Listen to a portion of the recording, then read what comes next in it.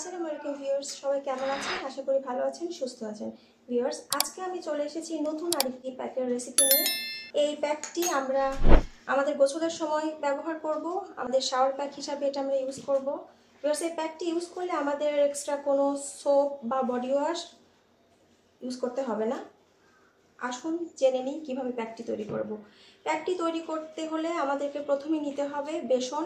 Viewers, এখানে কিন্তু আমি বেসনটা নিয়েছি সমপরিমাণে, মসুরের ডাল আর ছোলার ডাল। আমি এটা একবারে হাতে ভাঙিয়ে নিয়েছি।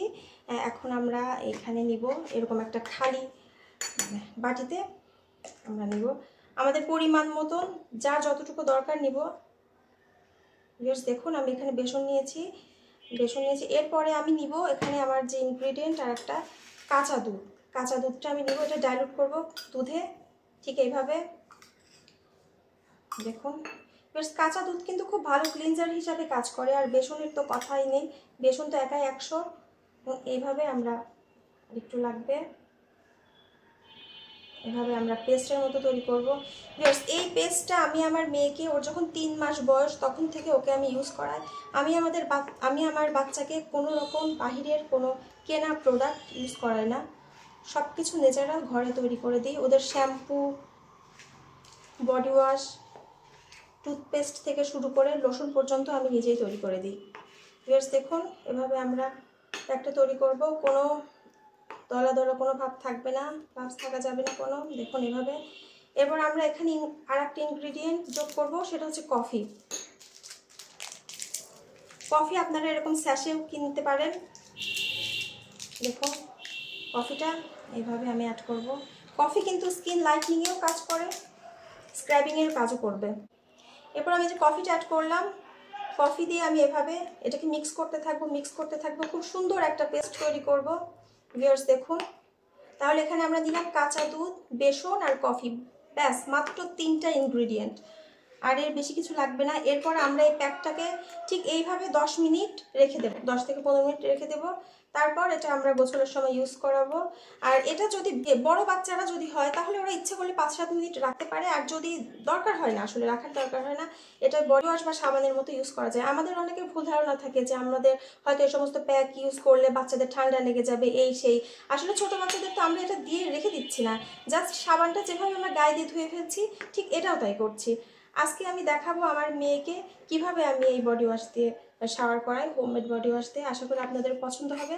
তাহলে চলুন দেখে নেওয়া যাক আমি আমার মেয়েকে কিভাবে এটা অ্যাপ্লাই করাই। চলুন আপনাদের সাথে শেয়ার করি। প্যাকটি ইউজ করো। প্যাকটি এখন আমার মেয়ে ইউজ করবে। এটা হচ্ছে পুরো বডিতে ইউজ করতে হবে, এটা কিন্তু রাখার দরকার নেই।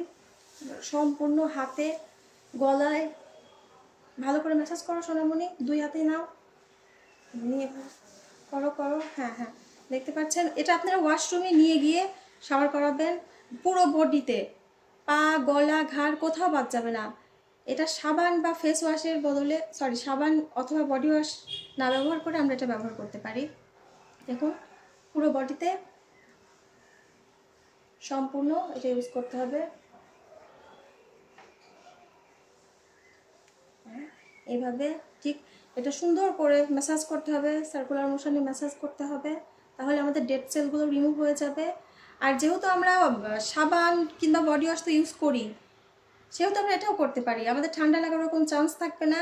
এমন না যেটা রাখতে হচ্ছে, প্যাকটা তো আমরা ধুয়ে ফেলছি। তাহলে এইভাবে আমরা পুরো শরীরে ম্যাসাজ করে ধুয়ে ফেলবো।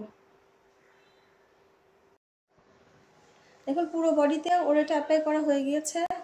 দেখুন সম্পূর্ণ কোথাও বাদ যাবে না। এখন এটাকে আমরা পানি দিয়ে ধুয়ে ফেলবো। প্যাকটা ধুয়ে আসার পর দেখুন ত্বকটা কত গ্লো করছে, দেখতে পাচ্ছেন ত্বকটা কত গ্লো করছে। ভিউয়ার্স, এই প্যাকটা তৈরি করলে আমাদের কিন্তু সাবান বা বডি ওয়াশ কিছু ইউজ করতে হবে না, ব্যাস এই প্যাকটা ধুয়ে ফেললে হয়ে যাবে।